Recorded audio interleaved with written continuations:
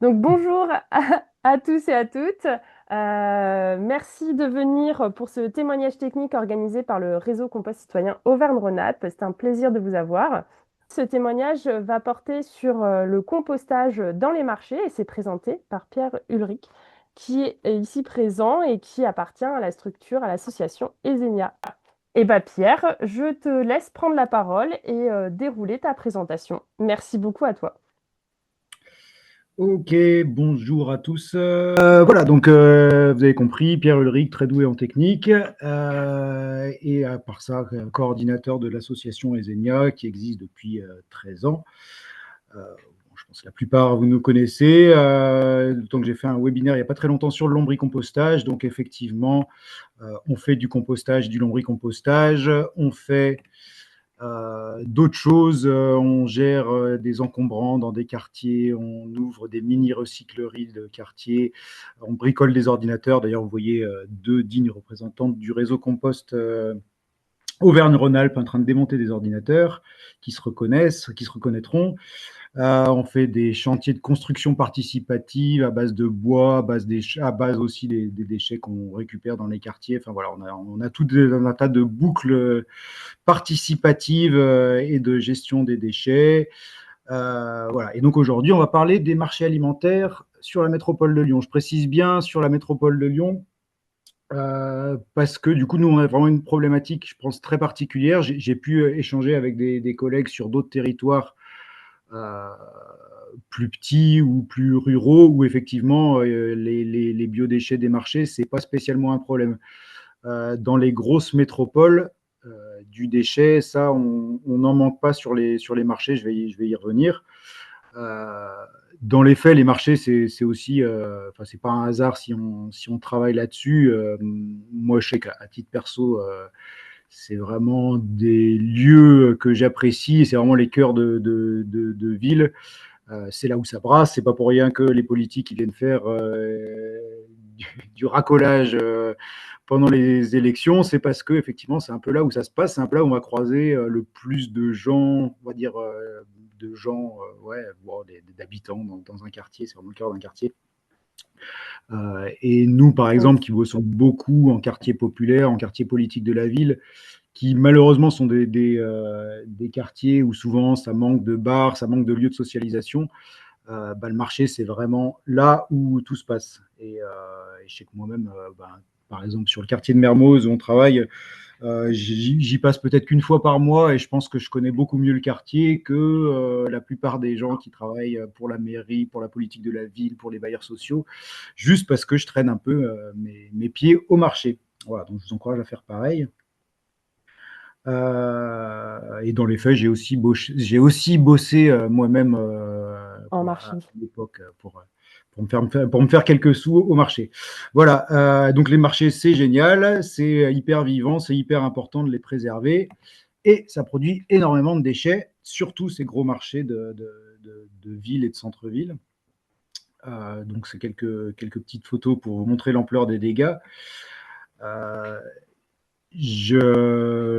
Principalement, bien sûr, des biodéchets, et c'est ça qui nous intéresse aujourd'hui, mais en fait, pas que. Enfin, il y a un vrai truc à faire sur les déchets des marchés, des grandes villes, encore une fois. Là, vous voyez la petite montagne de sacs plastiques qui s'envolent. Il y a certains quartiers où on travaille où on a des arbres à sacs plastiques qui sont à côté du marché, parce qu'en fait, avec Mm. le vent, on est à ciel ouvert. On a des sacs plastiques qui s'envolent, qui viennent s'accrocher aux arbres, et c'est assez déprimant en fait de voir ça. Donc voilà, il y a un vrai truc à faire sur, Oui. sur la gestion des déchets de manière générale sur les marchés. Euh, Par rapport aux biodéchets, au fait qu'on retrouve, donc comme je l'ai noté là, jusqu'à 1,5 tonne de biodéchets sur certains gros marchés de Lyon par jour. Hein. Ouais. 1,5 tonne, c'est vraiment énorme. Euh, En fait, je vais pas enfin, je vais difficilement l'expliquer en 2 minutes, mais c'est vraiment la mondialisation est résumée à l'échelle d'un marché. C'est-à-dire qu'on a des fruits et légumes qui viennent de partout dans le monde, qui vont être centralisés dans les marchés de gros. Alors Oui. à Paris, par exemple, c'est le marché de Rungis et à Lyon, c'est le marché de Corba, Mm.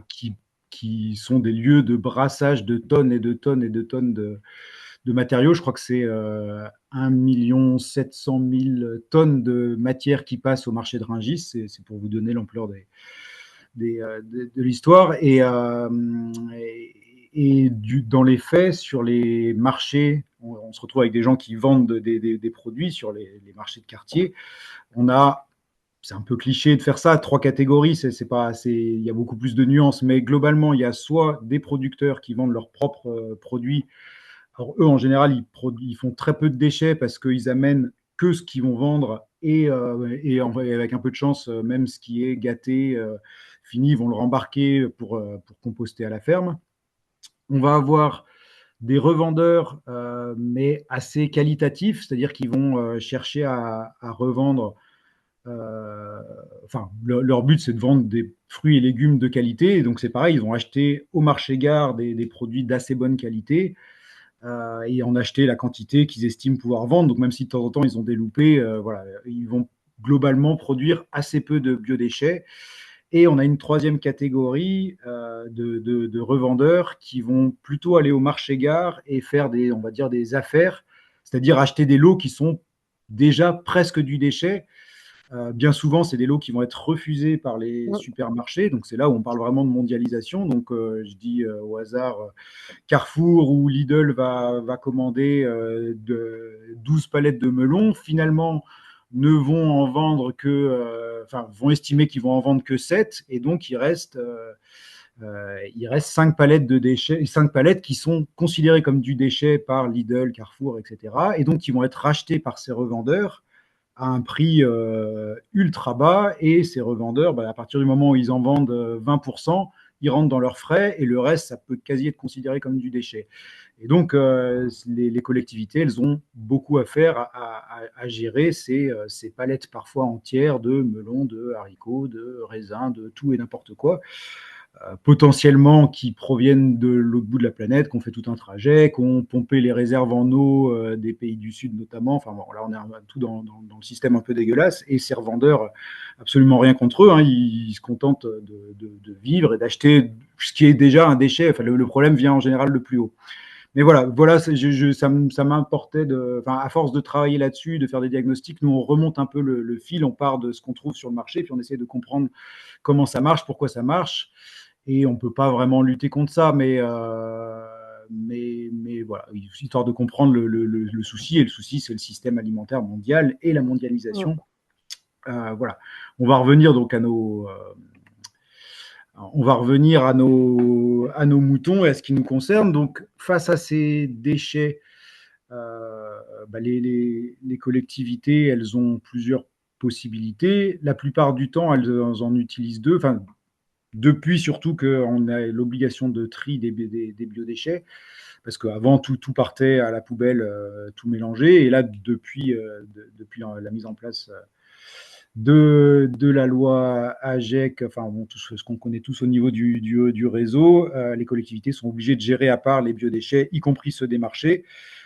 Et donc, il y a une solution qui est de ne finalement rien gérer et dire c'est les déchets des forains, c'est à eux de gérer, ce qui se tient pour des petits marchés, ce qui se tient quand il y a beaucoup de producteurs, mais ce qui est vite problématique quand on a des très gros marchés, parce qu'il ne faut pas rêver, les forains, déjà, ça les oblige à rembarquer des matières qui sont des déchets dans le même camion dans le même camion, et ce qui n'est pas terrible niveau hygiène et marche en avant du déchet, on va dire. Euh, et puis assez souvent, nous on le sait, vu qu'on travaille sur d'autres types de déchets, qu'on travaille sur les encombrants dans les immeubles, on se retrouve des fois avec des forains qui viennent déposer leur reste chez les particuliers, devant les locaux poubelles, particulièrement chez les bailleurs sociaux. Donc c'est souvent, quand c'est sur des gros marchés, c'est pas une vraie solution. Et puis l'autre solution, c'est la collecte séparée des biodéchets. Et pour ceux qui connaissent déjà Esenia, vous savez que c'est pas trop la solution qu'on aime, qu'on se bagarre un peu contre ça, du moins quand on peut faire autre chose. Et bon, la collecte séparée des biodéchets, c'est efficace, ça marche bien, mais ça coûte cher et c'est pas très intéressant. En termes écologiques, c'est pas au réseau que je vais l'apprendre. Voilà. Et pour continuer un peu la photographie des marchés. En fin de marché, il y a la pratique du glanage, donc surtout sur les gros marchés, avec tout un tas de gens, effectivement, qui vont fouiller dans les caisses, tant que c'était dans les caisses, maintenant dans les poubelles, ce qui est un problème, pour chercher des pépites. Et dans les faits, il y a effectivement énormément de matières qui sont encore comestibles. Et donc le glanage, bah, ça va concerner aussi bien des gens qui viennent réellement pour se nourrir, hein, des familles pauvres. Beaucoup, on croise beaucoup de personnes âgées qui ont une petite retraite et qui viennent chercher de la nourriture en fin de marché. On croise aussi des étudiants ou des adeptes du zéro déchet, qui là c'est plus l'esprit écologique qui prime. On a aussi des gens qui viennent, on a aussi quelques paysans et qui viennent chercher de quoi nourrir leurs bêtes. On a des gens qui vont après faire des redistributions dans les squats et tout ça. Enfin bon, il y a tout un microcosme hyper sympa et très solidaire de gens qui viennent en fin de marché. Et effectivement, la collecte casse un peu cette dynamique. C'est quelque chose dont on s'est rendu compte avec beaucoup d'acteurs, notamment d'acteurs qui font de la redistribution alimentaire, de l'aide alimentaire. Voilà, il y a une grosse perte au niveau du glanage depuis qu'on collecte les biodéchets dans des poubelles. Voilà, donc c'est pour ça que nous, on a cette idée de proposer des solutions différentes, donc avec du compostage in situ. Euh, et ben dans la méthode, ça commence systématiquement par du diagnostic, donc aller sur les marchés, discuter avec tout le monde, peser surtout, ça c'est le plus important, c'est savoir si on a affaire à 200 kilos en fin de marché ou 1 tonne ou parfois même 5 kilos et parfois 1,5 tonne. Voilà, c'est tellement large que c'est la première des choses, c'est savoir à quelle quantité de biodéchets on a affaire, si on a une majorité de producteurs, si on a une majorité de revendeurs, l'ambiance générale du marché, et puis si on veut proposer éventuellement une solution de compostage sur place, in situ, et ben, il faut aussi repérer des lieux qui sont à proximité où on peut installer un composteur ou dans notre cas un lombricomposteur. Voilà, donc cette phase diagnostique étant faite, dans notre cas, donc nous on peut maintenant, puisqu'on l'a testé, proposer une solution sur la plupart des marchés, sauf sur les marchés vraiment gigantesques, où là, effectivement, on n'a pas la capacité de gérer 1,5 tonne 3 fois par semaine Ouais, c'est énorme. en lombricompostage sur place. Donc voilà. Mais donc nous, on propose effectivement des solutions de lombricompostage. J'y reviendrai, les pourquoi c'est intéressant pour nous de le faire en lombricompostage. Ça peut exister aussi en compostage, bien sûr. Et puis, on essaye de faire en sorte de salarier des gens, donc de réclamer des sous à la collectivité au même titre que les gros qui font de la collecte réclament des sous à la collectivité. Ben nous, on essaie de réclamer aussi des sous à la collectivité pour pouvoir salarier des gens pour faire ce travail-là, parce qu'on parle quand même d'assez grosses quantités. On parle souvent on travaille du samedi ou du dimanche. Enfin bref, donc le bénévolat, ça fonctionne pas sur des marchés, enfin où c'est plus compliqué à faire fonctionner. Et puis on essaye de faire un mix intelligent pour que notre solution, elle coupe pas l'élan des glaneurs, quoi, ce soit mieux que la collecte à ce niveau-là. Voilà. Et donc,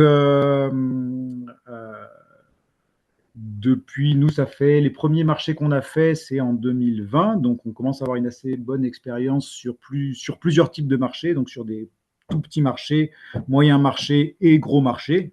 On évite encore les marchés XXL. Et donc là, je vais vous lister un peu quelques solutions qu'on a fait. Le truc, c'est que nous, on essaye vraiment systématiquement de s'adapter au territoire. Donc en fait, chaque solution qu'on a proposée, elle prend en compte le territoire, en plus de prendre en compte la quantité de biodéchets. Donc voilà, je vais décrire quelques solutions. Je vais juste revenir aussi, oui, pourquoi on propose le lombricompostage, mis à part le fait que c'est notre technique préférée et qu'on développe depuis les débuts de l'association, mais c'est complètement adapté d'une parce que on va composter que les biodéchets végétaux, que du fruit et du légume. Donc là où on peut avoir quelques soucis en lombricompostage, technique à froid, avec les matières carnées. Au niveau de l'hygiénisation, on peut avoir quelques doutes. Donc là, c'est bien, c'est qu'on a affaire qu'aux biodéchets végétaux. Je fais une petite aparté, il y a des déchets animaux sur les marchés, boucherie et poissonnerie, mais là, c'est du déchet de carcasse, donc c'est pas la même catégorie, on n'est plus dans les SPANC 3. Donc, dans tous les cas, on ne s'occupera jamais de cela. Donc, en fait, il reste plus que des biodéchets végétaux, fruits, légumes et éventuellement fleurs s'il y a des fleuristes. Donc ça marche complètement avec du lombricompostage, donc d'où le fait qu'on privilégie cette technique. Et puis après, pour ceux qui ont suivi le webinaire que j'avais fait sur le lombricompostage à grande échelle, nous, ce qui nous intéresse très fortement là-dessus, c'est qu'on peut se permettre d'avoir des gros morceaux. Mm. Et sur le marché, on a des gros morceaux, on a des fruits Mm. entiers, on a des légumes entiers, et donc c'est quand même intéressant de ne pas être obligé de tout couper en confetti, et donc on peut se permettre, allez, au pire, de mettre un coup de couteau sur les courges entières et sur les choux entiers, mais c'est à peu près tout. Le reste, on fait des tas, enfin, on met ça en entier. Et puis l'autre chose assez intéressante, c'est qu'on a quand même moins de manutention, moins de retournement, et quand on est sur des volumes tels que ceux qu'on gère, bah, c'est quand même intéressant de se limiter à ce niveau-là. Voilà, donc je pars sur mes petits exemples. J'ai pris 3 exemples, un petit marché, un moyen marché, un gros marché. Je commence par le petit marché, mais je ne vais pas en parler trop puisque il y a Nathalie Thomas qui fait partie de la ville de Villeurbanne, à qui je laisserai la parole à la fin et qui reviendra sur ce qu'on a fait là, puisque c'est intéressant aussi d'avoir le côté ville dans le témoignage.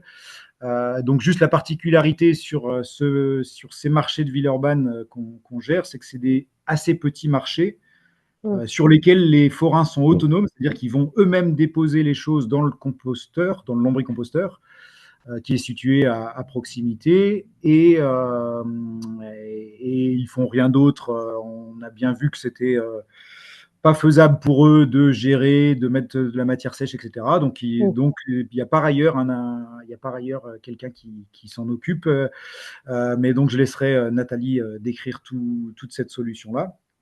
Je vais passer directement au marché de Mermoz, qui est une super expérience qui dure depuis 4 ans. Là, c'est assez particulier. On est dans un quartier politique de la ville en renouvellement urbain, c'est-à-dire que tout le quartier est en train de changer à l'heure actuelle. C'est un peu un jeu de chat et de la souris pour nous, puisqu'on n'arrête pas de déplacer notre plateforme de compostage au fur et à mesure que les espaces, c'est un quartier où il y avait beaucoup de friches, d'immeubles qui avaient Mm. été démolis, qui sont en train d'être reconstruits. Donc nous, on passe 2 ans sur un endroit, 2 ans sur un autre endroit, etc. C'est un peu sport hein, de déménager des composteurs et des quantités de matière tous les 2 ans. Ce qui est bien, c'est qu'on est aidé par plein de jeunes, parce qu'on travaille en partenariat avec le centre social, donc on fonctionne beaucoup en chantier jeune, c'est-à-dire les jeunes, ils nous aident à construire, à déménager et tout ça, et en échange, ils sont payés par la collectivité ou le bailleur, suivant les cas. Ça finance des vacances collectives, ou ça finance des permis de conduire, ou ça finance le BAFA. Donc c'est hyper intéressant. C'est hyper intéressant aussi pour nous parce que ça rend le truc hyper vivant, hyper participatif. Ça met vraiment les pieds dans le quartier. Enfin, en gros, tout le monde est content. C'est vraiment un projet qui marche hyper bien. Et c'est ça aussi qui fait qu'on est accepté très facilement dans le quartier parce que il y a beaucoup finalement d'argent qui revient au quartier. On a 2 salariés qui travaillent tous les samedis matins au moment du marché pour amener les poubelles dans lesquelles les forains ont déposé les biodéchets jusqu'à la plateforme qui est située à 200 mètres. Donc voilà, ça salarie 2 personnes, c'est du petit boulot, hein, c'est 4 heures 4 heures par semaine. Donc on a un jeune, c'est un peu comme un job étudiant, et une personne âgée qu'on voit, Eddy, qui est un super jardinier, et lui, ça lui fait un petit complément de retraite. Donc voilà, on n'est pas sur du super emploi, mais n'empêche que l'argent qui est donné, parce que c'est particulier, c'est payé plutôt par des crédits politiques de la ville, bah, c'est de l'argent qui revient au moins aux habitants pas comme quand on donne de l'argent à Veolia où ça part en partie dans les paradis fiscaux. Donc c'est intéressant, ça fait de l'économie locale. Ouais. C'est vraiment un quartier, c'est vraiment un projet que j'adore parce que tout marche à ce niveau-là. C'est pas très simple hein, de déménager tous les 2 ans, c'est pas très simple à mettre en place, mais il se trouve que ça marche et que c'est super. Et puis le compost qui est produit, en fait, il y a pas mal de jardins partagés dans le quartier, donc on a beaucoup de demandes et le compost qui est de super qualité est pris facilement. Et on va passer donc au troisième exemple avec là on passe un cap au niveau des quantités, on est plutôt sur 40 tonnes de biodéchets, donc on ne peut pas traiter directement sur place, c'est-à-dire sur le lieu du marché, parce que le marché il est dans le centre-ville de Givors, donc c'est pas là où on a le plus d'espace. Donc on va à 2 kilomètres de là, on est au sein des serres municipales. Ce qui fait qu'on a de l'espace, qu'on peut en plus utiliser en partie les tuyaux d'arrosage et autres des espaces verts de la ville.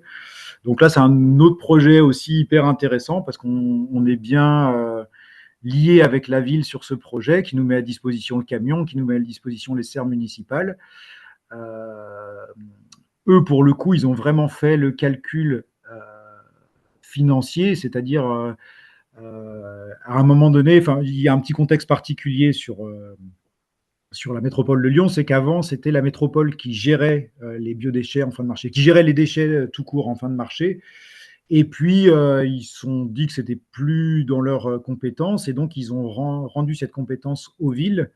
Et les villes se sont retrouvées d'un coup à devoir gérer les déchets de fin de marché, soit en payant des entreprises directement, ou soit en payant la métropole pour continuer le service qui faisait jusque-là. Et donc la ville de Givors a fait son petit calcul en se disant que c'était hyper intéressant de faire comme ça, de gérer les biodéchets avec nous et de gérer à leur façon le reste des déchets, c'est-à-dire les cagettes, les plastiques, etc. Donc voilà, c'est très intéressant d'avoir pu travailler avec eux là-dessus et pareil, donc ils estiment s'en sortir financièrement en nous payant et en nous mettant à disposition véhicules et lieux. Donc voilà, c'est un autre chouette projet qu'on a monté ensemble. Et quand on arrive comme ça à travailler avec les villes, comme c'est le cas à Villeurbanne aussi, depuis le début depuis le démarrage du projet, ben ça marche et tout le monde y trouve son compte. Et là encore, sur le devenir du lombricompost, c'est en lien avec des projets quartiers fertiles, donc c'est des projets d'agriculture urbaine, là encore sur les quartiers politiques de la ville où il y a beaucoup de construction, destruction, création d'espaces. Donc là, il y a des zones de maraîchage, de micro-maraîchage qui ont été mis en place et donc le lombricompost il finit là-bas. D'autant plus que le projet est suivi par l'ADEME et par l'INRA, ce qui nous permet d'avoir pas mal d'analyses de compost et de l'utiliser en toute sécurité. Voilà ce que je pouvais vous raconter sur les biodéchets des marchés, le compostage et le lombricompostage. Là, j'ai bien entendu parler que du positif. Il y a bien entendu des petites galères. Les petites galères, c'est toujours. C'est un peu les mêmes qu'on va avoir en compostage. Faut pas mal travailler avec les forains pour pas avoir les élastiques. Enfin, des fois, on se retrouve à enlever des élastiques de 400 bottes de persil et bon, ça c'est long. Il y a les emballages plastiques individuels autour des fruits qui sont censés être interdits. Je ne sais plus si c'est en vigueur ou si ça arrive, mais dans les faits, il y a encore énormément de fruits et légumes emballés dans du plastique. Ça, c'est très galère. Ça nous fait perdre du temps. On a les problématiques liées à la variabilité des déchets. En hiver, on n'a que des oranges et en été, on n'a que des pastèques et des melons. Ça fait des énormes quantités avec beaucoup de jus. Voilà, on a un peu des trucs un peu mono. Enfin, on a certains marchés où on a presque qu'un type de déchets et voilà, faut pouvoir gérer ça. encore une fois, le pouvoir du lombricompostage fait qu'on ne s'en tire pas trop mal, mais ça empêche qu'on a bien entendu parfois des bonnes attaques de moucherons quand on a énormément de tomates, énormément de melons et autres. Enfin voilà, tout n'est pas rose, mais quand même globalement, ça marche et je crois que tout le monde est content. Ville, forain et jardinier et nous. Voilà. Est-ce que peut-être que on va aller tout de suite sur Villeurbanne si Oui, Nathalie c'est t'es ça. OK pour prendre le relais. Bonjour à toutes et tous. Je suis Nathalie Thomas, je suis chargée de mission stratégie zéro déchet et économie circulaire à la ville de Villeurbanne. Donc, je vais rebondir sur ce que tu disais, Pierre, sur les mono-aliments par saison. Nous, on a un marché où il y a quasiment, enfin, la moitié, c'est des ananas. Donc, avec une peau hyper dure et toutes les feuilles super dures. Et en fait, bizarrement, ça fonctionne assez bien. Il faut quand même, il y a un gros travail de découpe du jardinier dont Pierre parlait tout à l'heure, mais les vers adorent ça. Donc par contre, il faut plus de temps pour maturer, donc ça pose la question d'avoir une deuxième étape de maturation quand les associations les récupèrent. Parce que, comme Pierre le disait, on donne le lombricompost ensuite soit à des jardins partagés, soit les jardiniers de la ville le récupèrent. Et donc sur la ville, il y a plusieurs secteurs de jardiniers, donc c'est rigolo parce qu'il y en a certains, quand je leur parle de compost, ils me regardent avec des yeux comme ça, ils me disent mais pourquoi faire, on voudrait du compost, et d'autres qui sont ravis et qui ont changé en fait, qui ont changé, en tout cas qui pratiquent, qui ont des pratiques culturelles vraiment adaptées à l'utilisation de compost ou X mois avant de planter, ils vont épandre du compost pour préparer la terre et ça change vraiment leur pratique. Donc ils sont ravis. Et après, ce qui est chouette aussi, c'est que ça permet de faire travailler un jardinier local qui est en auto-entrepreneur. Donc après se pose la question de est-ce qu'on internalise cette prestation de découpe et d'apport de matière sèche. Pour le moment, nos jardiniers, c'est pas prévu qu'ils le fassent, mais en tout cas, ma hiérarchie aimerait bien le faire. Donc voilà, tout le monde est content, comme disait Pierre. Les forains, ça les arrange bien parce que vu que c'est sur des petits marchés à emport, ça leur évite de rapporter les déchets.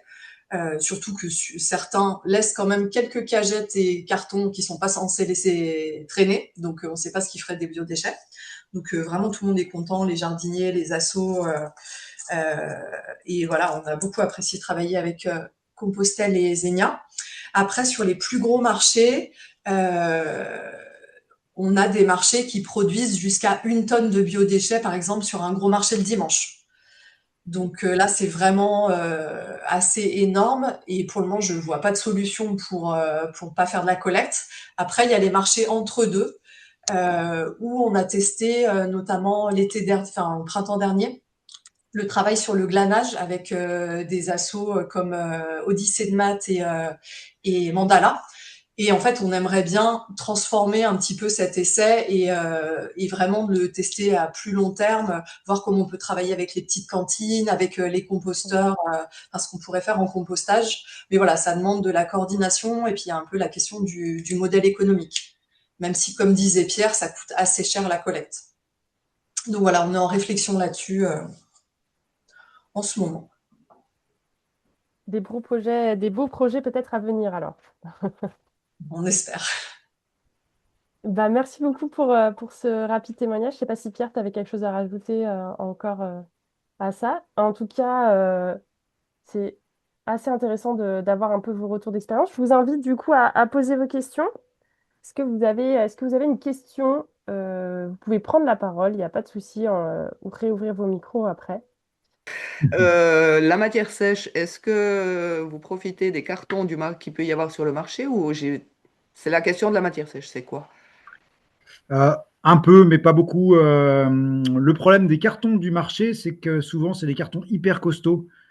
Les cagettes pour trimballer les melons, etc., c'est une galère à couper en morceaux. Enfin, on y passerait tellement de temps. Donc, non, non, on est sur broyat et. Enfin, là, on rejoint justement le composteur, le webinaire sur le lombricompostage où plus on a des matières variées, plus on est heureux. Donc, broyat, si on peut pas faire autrement, mélanger à de la feuille, mélanger à effectivement un peu de carton, mais assez peu parce que manque de temps. Et voilà. Mais oui, il Mais faut récupérer effectivement, des broyats. matière sèche indispensable vu les quantités de biodéchets. Ouais. Si je peux rajouter, c'était difficile de demander aux forains de découper des cartons et même de les mettre de côté. On a essayé au début, comme disait Pierre, mais c'était pas évident. Les seuls qui marchent bien, c'est les plaques de bois de 2, éventuellement. C'est le seul truc où le rapport temps passé, efficacité, Mm. ça vaut le coup. Si ça peut vous lancer, c'est vraiment les réflexions des villes à avoir. Et j'insiste sur le fait que c'est quand même problématique assez urbaine, parce que nous, on travaille, on gère les composteurs de communautés de communes autour de Lyon, donc là, notamment la communauté de communes des Vallons du Lyonnais, donc c'est les Vaugnerets, etc. Et dès qu'on est sur des plus petites communes, en fait, la question se pose pas trop. C'est-à-dire qu'il y a assez peu de, enfin, le rapport producteur-revendeur, bah, du coup, c'est les producteurs qui prennent le dessus dès qu'on va à la campagne. Et les producteurs, effectivement, on n'a quasi pas de biodéchets, et voire même souvent, si on a 2 ou 3 revendeurs, bah, les producteurs vont récupérer les biodéchets des revendeurs. Donc la problématique, elle est énorme, mais je pense qu'elle est cantonnée aux grandes villes, quoi. Oui, aux plus Et grandes villes avec les gros marchés, quoi, surtout des gros avec les marchés. gros marchés, voilà. Et du Mm. coup, j'ai accompagné quelqu'un qui voulait faire son mémoire de maître composteur sur le sujet à Lons-le-Saunier. Et justement, il a fait des études, et pour se rendre compte, enfin, j'étais moi-même surpris parce que Lons, c'est quand même assez grand. Et finalement, il y avait le besoin était assez limité. Donc, il y a Mm. peut-être quelque chose qui va se mettre en place quand même, mais on passe très vite à l'échelle beaucoup plus facile que ce qu'on fait, on peut très vite passer à l'échelle. On met un composteur à côté de la place du marché, et problème réglé, quoi.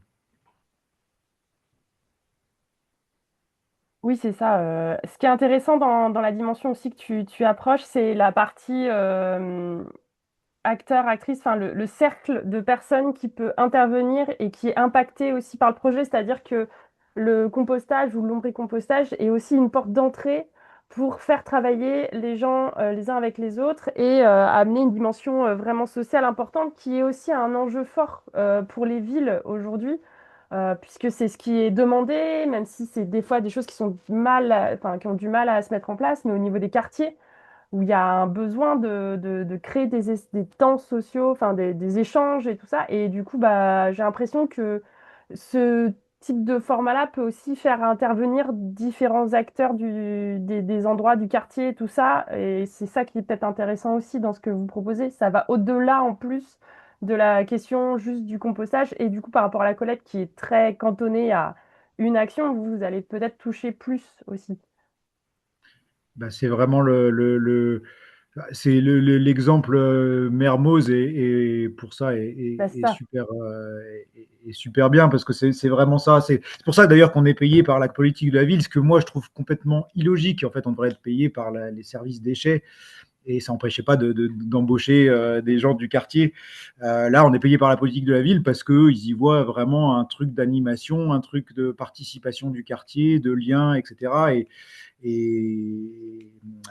c'est grâce à ça, nous, qu'on est un peu protégés dans nos modèles, même si les quartiers, les budgets vont certainement baisser, mais parce qu'on joue autant sur l'un que sur l'autre tableau. Et c'est un peu les principes de l'assaut de manière générale, quoi. Et après, je te laisse la parole, Frédéric. Mais je trouve que c'est intéressant, en tout cas pour vous, collectivité, c'est d'arriver à montrer aussi ce double tableau-là dans les projets que vous pouvez construire, parce que je pense que c'est nécessaire, en tout cas, pour défendre ce type de projet, d'avoir vraiment ce double dimension. Mm. Alors, vas-y, Frédéric. Oui, ce que je voulais ajouter, c'était par rapport dans des plus petites villes, l'intérêt de mettre quand même un composteur à côté de la place du marché, c'est que tu peux aussi récupérer, enfin, les commerçants, les petits commerçants qui peuvent être autour, ou les restaurateurs peuvent aussi venir déposer. Donc, ça élargit les apportants, on va dire. Plus effectivement d'en faire en même temps un composteur de quartier, pourquoi pas, quoi. Parce Ah qu'au oui, cœur oui, carrément. Ouais. au cœur même des villages, parfois, c'est pas parce on a une maison à la campagne qu'elle a forcément un terrain. Parfois, c'est il y a pas de terrain du tout, donc ça peut être aussi intéressant pour ça, quoi. Enfin, de mutualiser, en fait, même s'il y a pas beaucoup de déchets du marché, il peut y avoir d'autres déchets. C'est ça que je voulais dire, surtout. Ah ouais, non, mais carrément. C'est bien pour ça que vraiment toutes les configurations sont intéressantes et qu'on peut pas calquer un modèle.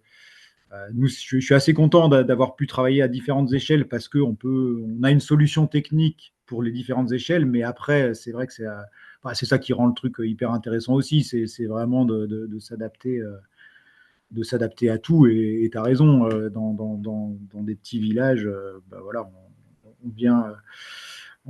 on vient à la solution un peu qui va bien pour tout le monde, là où effectivement on pourrait avoir des services, puisqu'on a quand même dans certains villages des bornes à compost absurdes qui vont être relevées avec 2 kilos par semaine, et alors que oui, on peut faire des choses un peu mutualisées qui coûtent vraiment pas grand-chose et qui sont intéressantes.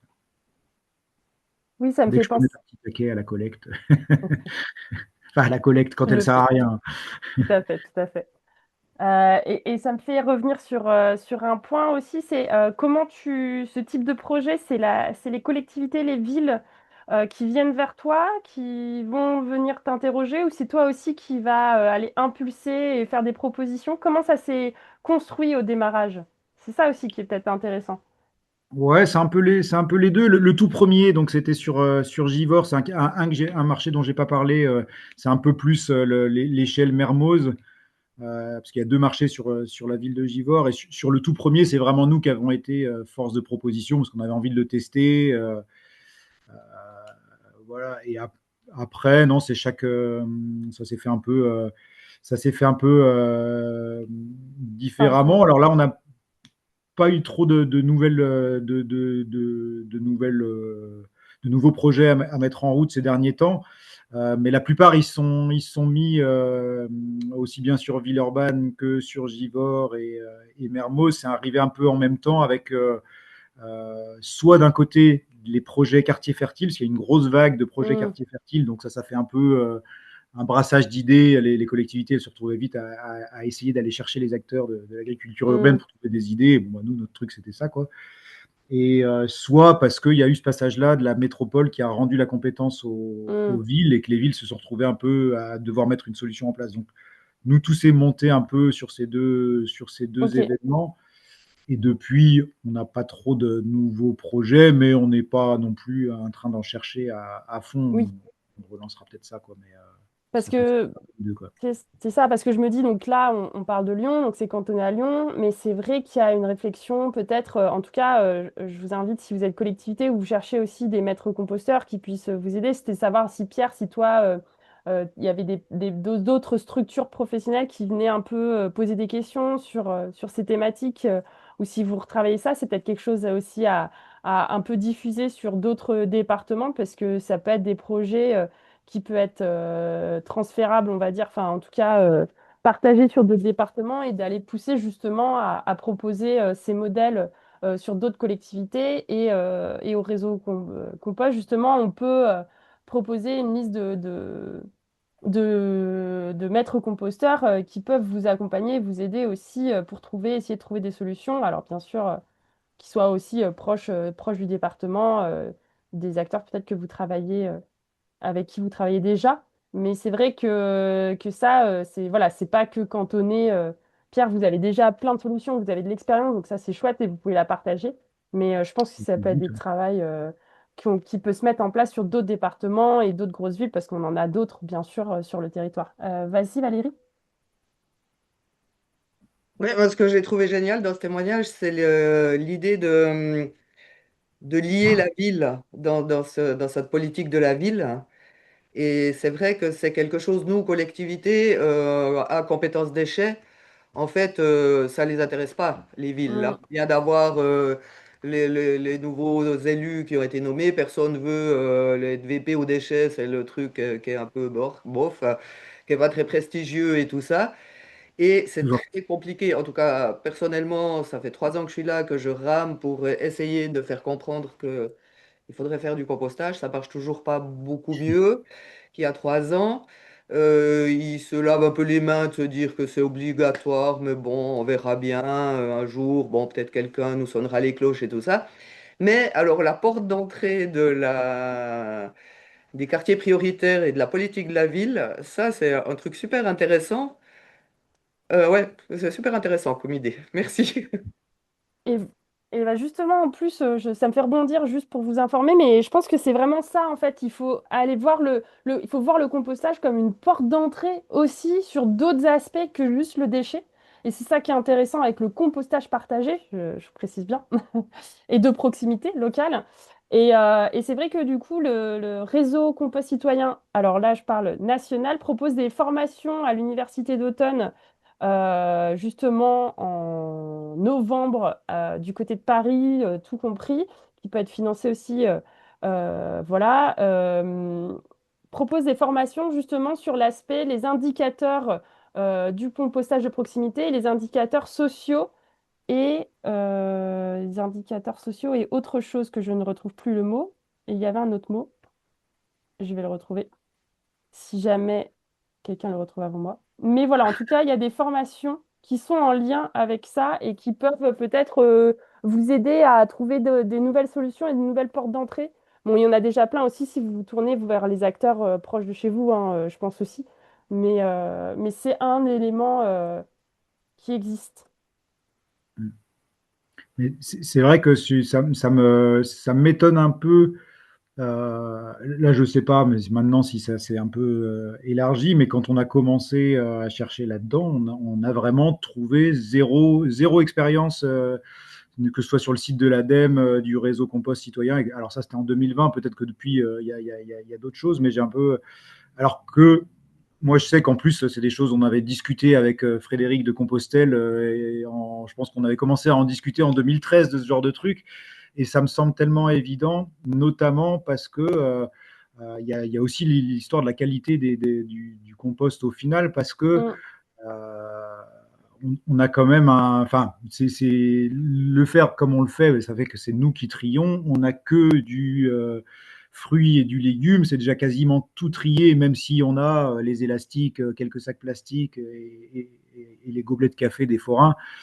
C'est quand même, moi je trouve, c'est un des trucs où on peut avoir la meilleure qualité de tri et de compost. Et c'est assez rentable puisque c'est en passant 2-3 heures, on peut gérer 400 tonnes 400 kilos pardon, de biodéchets. mm. 400 tonnes, c'était beaucoup. 400 tonnes, c'est beaucoup. Donc voilà, c'est pour ça que ça m'étonne un peu même que ce soit pas Utilisé, oui. plus développé. Mm. Et je pense que c'est toute la difficulté aussi d'avoir des acteurs sur le territoire qui prennent en main cette question. Et c'est peut-être quelque chose qu'il faut qu'on aille infuser vers les nouveaux maîtres composteurs, justement pour les aider à prendre en charge aussi ces thématiques et à les emmener sur ces thématiques si celles-ci peuvent les intéresser. Vas-y, Nathalie.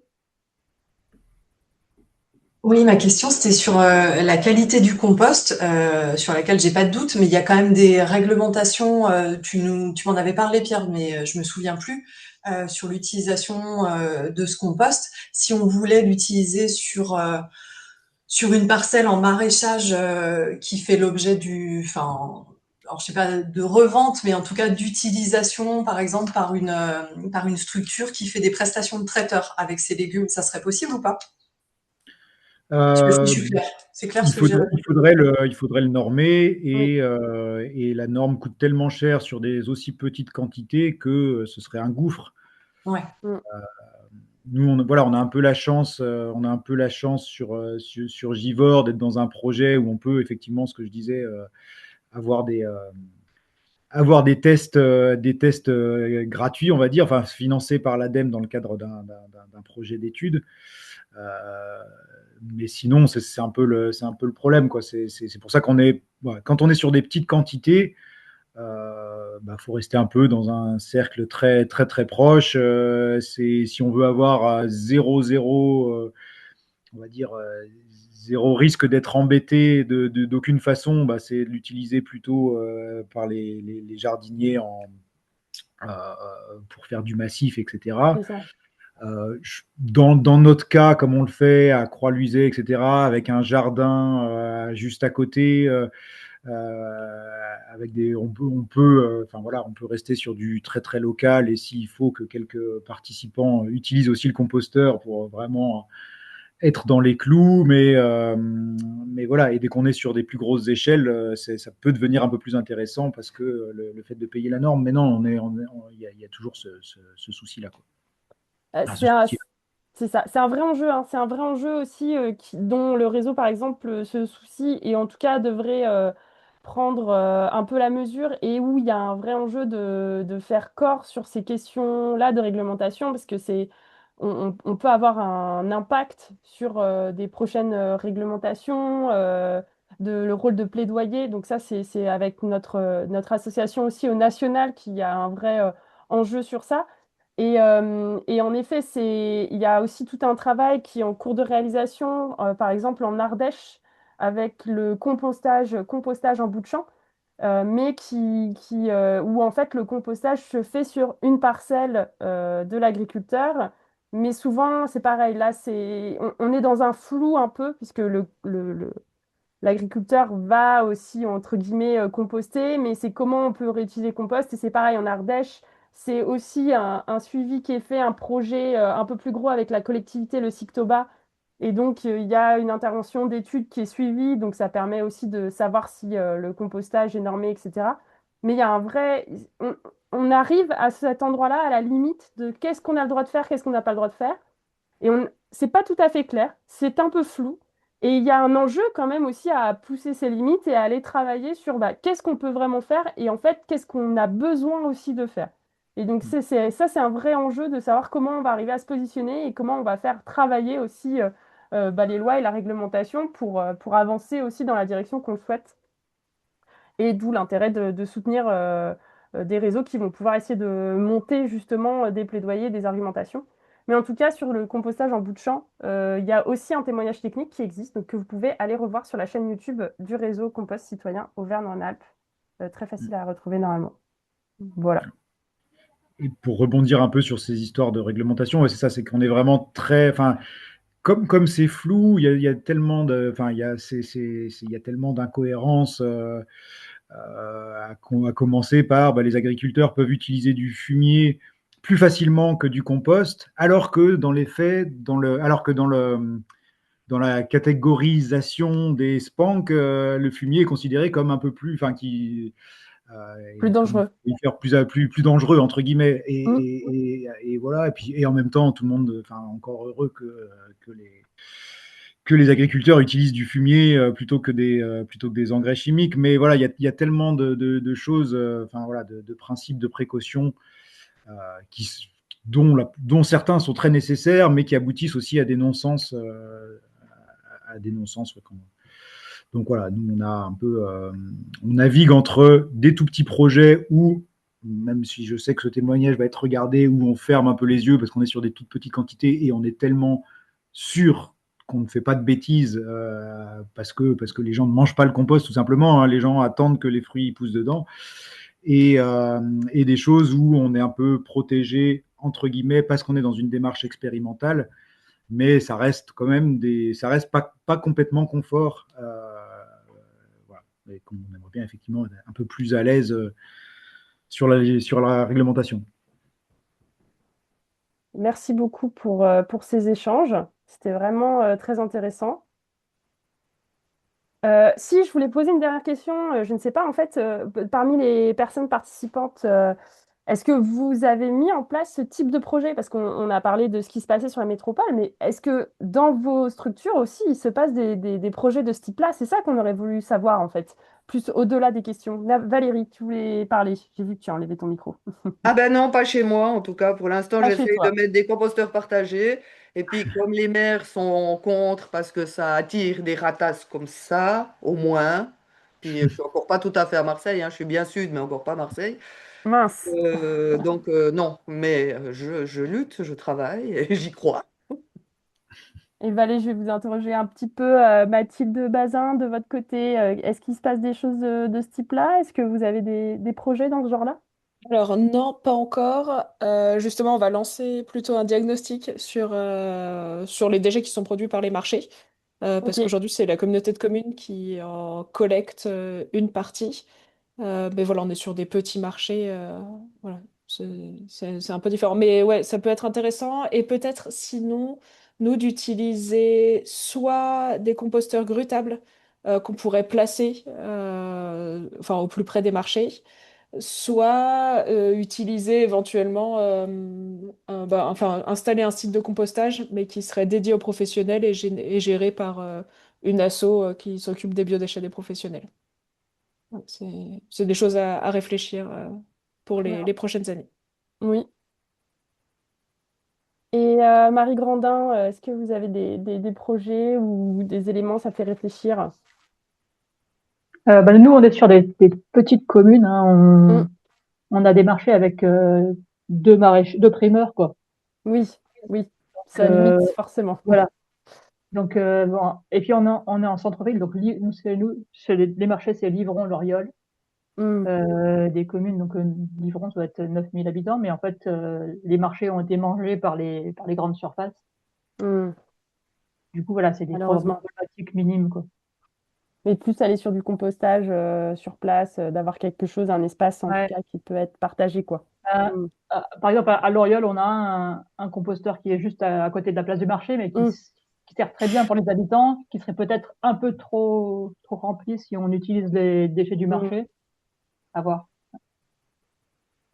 Oui, bien sûr. Sinon, il y a Marion. Ouais. Oui, bonjour. Nous, on est un peu dans le cas de Valérie, à savoir qu'il se passe pas grand-chose, mais je pense, on est vers Gap. Oui, Voilà. Mais il y a un gros marché à Gap et je pense proposer le. Nous, du coup, on serait entre la taille du marché de Villeurbanne, je pense, ou plus petit encore, et il faudrait exporter nos biodéchets. Voilà, donc il faudrait faire un mix entre ça ok, ouais. et une Sortir petite un peu de la collecte. ville, quoi. Mm. Oui, voilà, et ça commencerait par le diagnostic. Voilà.